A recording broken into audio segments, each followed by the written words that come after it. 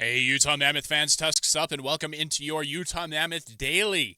So it's been a quieter stretch for news here the past couple of days, but we've still got plenty to cover with training camp rolling on and the national media pumping out previews as we get closer to opening night. Today we're diving into the team's new identity and expectations, J.J. Peterka's role, and the fresh addition of Nate Schmidt, the three big questions facing the Mammoth, and finally a look across all the outlets we've talked about over the last week to find out where the consensus really lands.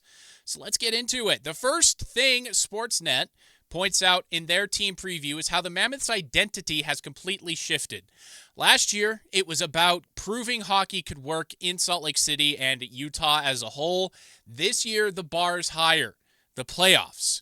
We're talking about a full brand build-out. Say that 3 times fast. The Mammoth name locked in, new jerseys, the practice facility up and running, and ownership putting real dollars into the infrastructure.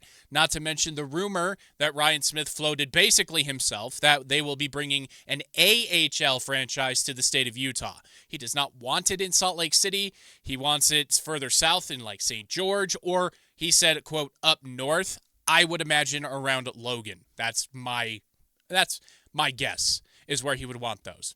Ryan and Ashley Smith aren't treating this like an experiment, like a fun new toy. They're building a long-term NHL franchise.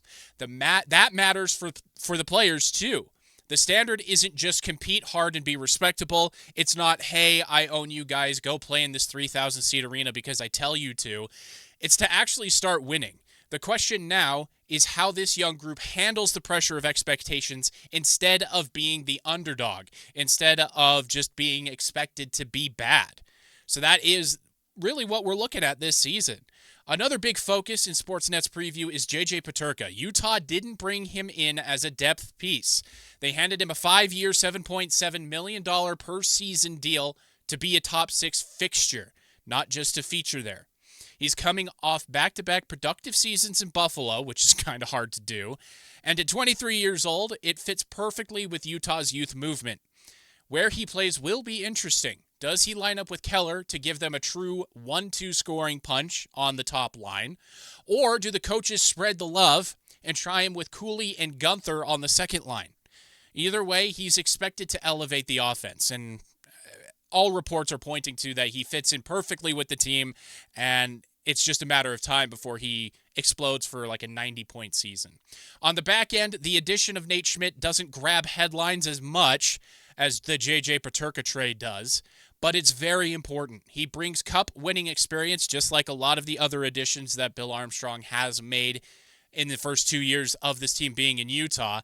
He also brings a steady presence and helps balance a defense that leaned too heavily on its young guys last year, like Michael Kesselring. So it'll be very nice to have Schmidt back there, and he's also an endless font of positivity. I think that is going to be key in the locker room as well, because when it is deep into January, the games are tough, you're in the middle of the season, you still have a lot to go, and you have Nate Schmidt's positive energy in the locker room, that's going to go a long way, especially for the young guys. Peterka and Schmidt together show what Utah is doing, adding both skill and stability. This isn't about future potential anymore. It's about being competitive right now and delivering on the promise that Coyote fans and Utah Mammoth fans have seen the past couple of years. Now we want to see results, and I think that's fair to expect. So, some of the burning questions that Sportsnet also laid out are, first, can Clayton Keller, Logan Cooley, and Dylan Gunther all raise their games together and not be on separate trajectories? Keller's already proven he's elite. And yes, I did say the E word when talking about Kells. 90 points last season and maybe 100, not even maybe, it's going to be 100 this year. If Cooley and Gunther both make another leap, Utah's top line suddenly looks like one of the best in the West. Now, it's not going to be better than something in Colorado or Dallas, but it is still going to be very good. Second, what happens with depth? Trading Doan and Kesselring for Peterka helped the top end, but kind of hurt the middle. Now, I see this a lot, and I've seen it with a lot of the national outlets. What they're failing to recognize is Josh Doan didn't really play all that much. He was on the roster all season, but he bounced between the AHL and the NHL, and he wasn't really counted on for key minutes. So I think that gets lost in the shuffle a lot. Losing Kesselring does hurt a little bit, but that's why they signed Nate Schmidt. So I think the national media is overblowing a story that's just non-existent. And I'm here to kind of remind everybody that Bill Armstrong already fixed those issues. So that's, for me, that's a non-starter, but it is that's a recurring trend I've seen, whether it's ESPN, Deadspin, Sportsnet, all of these other places, The Athletic. It's all the same story of, oh, they lost depth. They didn't really. I promise. Second, what happens with depth? So, I did ask that question before.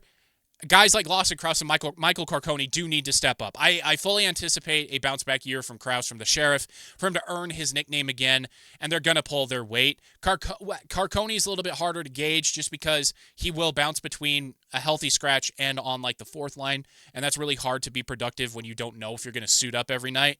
So it'll be tougher for Carcone to do that. Maybe even Yamamoto will be in the same boat, but we'll need them to pull their weight a lot better.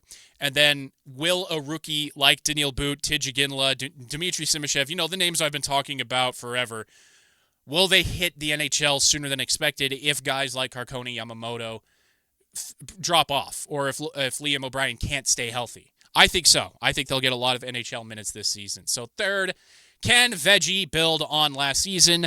For me, the answer is a resounding yes, because he knows he is the guy. He is the guy between the pipes. He was solid in 55 starts with a .904 save percentage. That's good, and it was middle of the pack. But for Utah to push into the playoffs, they'll need him to be a little bit better. A lot of places are saying he's going to need to be great. I disagree. I think the offense is there. I think the defense has improved enough to where it's not going to require Veggie standing on his head every night. So if the blue line stays healthier and the workload evens out, he has a real shot at taking that next step. He is going to be representing his country at the Olympics as well, which is a big thing. So I think Veggie is primed for a big year as well. Those three questions, star growth, depth contributions, and goaltending, will define how far the Mammoth go this year. So what's the consensus? So to close out today, I'm going to take a step back at the national conversation. We've heard from The Athletic, Deadspin, and now Sportsnet, as well as ESPN. What's the consensus? So from The Athletic, they project around 90 points. I think that's way too conservative, keeping Utah just barely outside the playoff picture. Their message is the Mammoth are close, but they need breakout seasons to really thrive. I don't think they need breakout seasons. I think they just need steady improvement.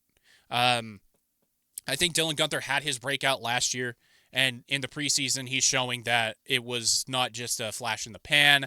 J.J. Peterka has shown continued growth. I think if he just takes another step forward, that will be more than enough to make up for the lack of scoring everywhere else that happened to the Mammoth, especially down the stretch.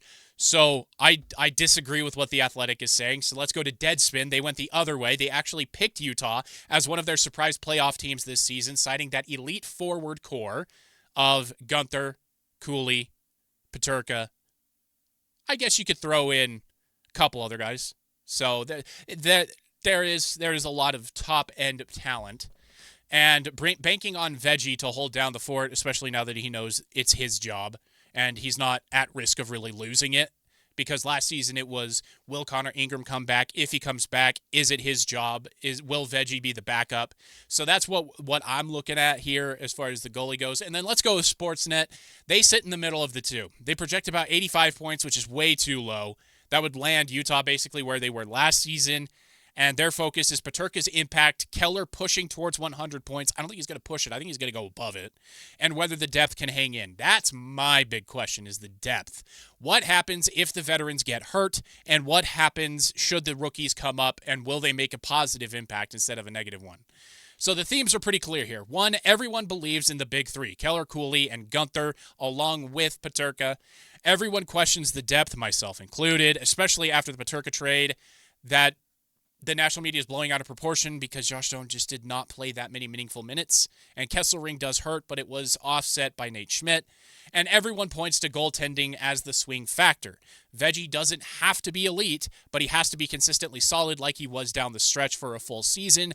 And if Vitek Vanacek can jump in for 20-plus games to spell Veggie, I think that would be fantastic. He doesn't need to win all 20, but he does need to do better than last season for the Panthers, where he won one regular season game. I think he will be more closely resembling his New Jersey Devils form here in Utah. So the consensus is simple. Utah is a bubble team with upside, according to the national media. Not yet elite, but if the stars shine, the depth holds, and the goalie delivers, the Mammoth could absolutely crash the playoff party ahead of schedule. For others, I think they're right on schedule when they make that sort of goal that they've set for themselves. And so that'll do it for today's Utah Mammoth Daily.